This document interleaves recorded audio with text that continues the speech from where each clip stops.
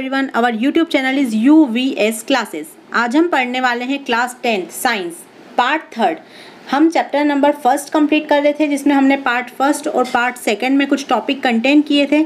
आज ही हमारी last video है, इसमें हम हमारा पूरा चैप्टर कंप्लीट कर देंगे। इससे रिलेटेड यदि आपको दोनों पार्ट देखना है तो उसकी लिंक आपको डिस्क्रिप्शन बॉक्स में मिल जाएगी। तो चलिए आज हम स्टार्ट करते हैं part 3 chapter number 1 science. Oxidation, reaction that involves the gain of oxygen and loss of hydrogen. एक सिंपल सी बात है, जिस भी रिएक्शन में ऑक्सीजन गेन होगी और हाइड्रोजन लूज होगी, क्या होगा? Gain of oxygen and loss of hydrogen, तो उसे हम क्या कहेंगे? ऑक्सीडेशन। क्या कहेंगे हम उसे? Oxidation. Then reduction, reaction that shows the loss of oxygen और गेन ऑफ हाइड्रोजन। जो रिडक्शन होती है वो ऑक्सीडेशन के ठीक क्या होती है? अपोजिट।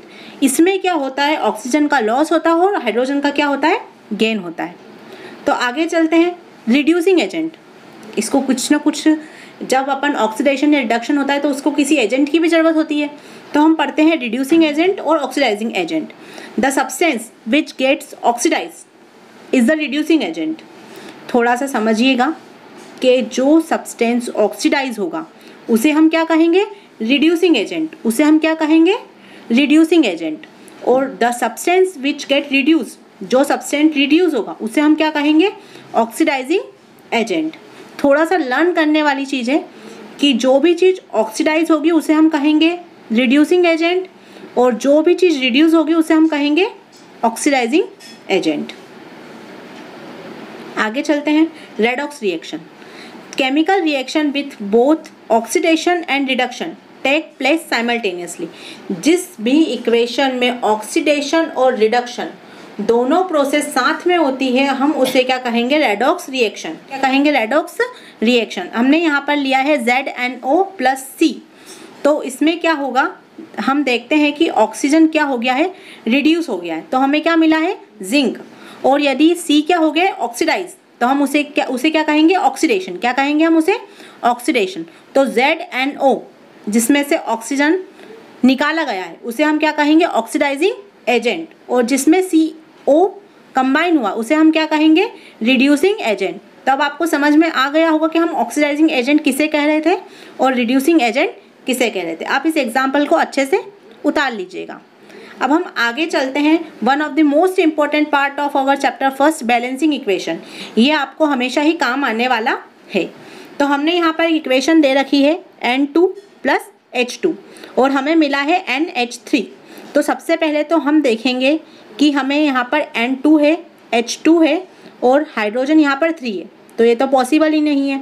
तो हम क्या कहेंगे कि यहाँ पर हम आगे लगा देंगे 3। क्या लगा देंगे हम आगे? 3। 3 2 6। आप याद रखिएगा कि हमेशा इन दोनों का मल्टीप्लाई होगा और ये वाली जो चीज़ें होंगी वो सामने ही होंगी। मतलब N2, तो N कितने हो गए इधर? 2। 2 3 6। आप आसानी से कोई भी इक्वेशन लेकर इसे समझ सकते हैं। बैलेंसिंग इक्वेशन का मतलब होता है दोनों ही तरफ सारे एलिमेंट बराबर होने चाहिए, तभी हम उसे क्या कहेंगे? Balancing equation. मैंने आपको कहा है यदि कोई चीज़ ऐसे लिखी है तो उस चीज़ का ऐसे मल्टीप्लाई होगा। 3 2 6। बट यदि हमने लिखा है 3O तो ऑक्सीजन कितने होंगे? 3। कितने होंगे? 3। तो आगे चलते हैं, एक और इक्वेशन से समझते हैं। हमने लिखा है CH4O2। तो हमने देखा है यहाँ पर हाइड्रोजन कितने हैं? 4। और यहाँ पर हाइड्रोजन कितने हैं? 2। तो हमें इसको 4 करने के लिए इधर क्या लगाना पड़ेगा? आगे 2, तब जाके कितने हो जाएंगे? 2 2 4। अब हमने देखा ऑक्सीजन तो 2 है और C यहाँ पर भी 1 ही है और यहाँ पर भी C कितना है? 1। और यहाँ पर ऑक्सीजन 2 और यहाँ पर 2, तो हमें ऑक्सीजन कितने करने पड़ेंगे? 4। तो हम यहाँ पर कितना लगा देंगे? 2। 2 2 4। एक और इक्वेशन देखते हैं। HCl + CaCO3। हमें दे रखा है CaCl2 H2O CO2। अब हम देखते हैं, यहाँ पर Cl 1 है, यहाँ पर Cl 2 है, तो हम आगे कितना लगा देंगे? 2। अब उससे क्या होगा कि क्लोरीन तो हमारी 2 हो गई, पर हमारे पास अब हाइड्रोजन कितने हैं? 2 ही हैं। अब हम ऑक्सीजन, कैल्शियम हमारे पास कितना है? 1 ही है और इधर भी 1 ही है। अब हम देखते हैं हमारे पास ऑक्सीजन कितने हैं। यहाँ पर हमारे पास ऑक्सीजन कितने हैं? 3। कितने हैं हमारे पास ऑक्सीजन? 3।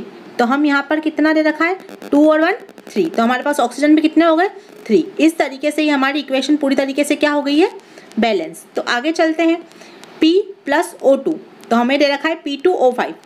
अब हमें ऑक्सीजन को 5 करना है, पर ये तो एक ऑड नंबर है, हम कैसे कर सकते हैं, तो हम यहाँ पर क्या लगा देंगे 5, तो 5 2 जा 10, तो हमें यहाँ पर क्या लगाना पड़ेगा 2 5 जा 10, अब 2 2 जा 4, इधर 4 हमारे P कितने हो गए हमारे 4, तो हम आगे क्या लगा देंगे 4, क्या लगा देंगे हम आगे 4।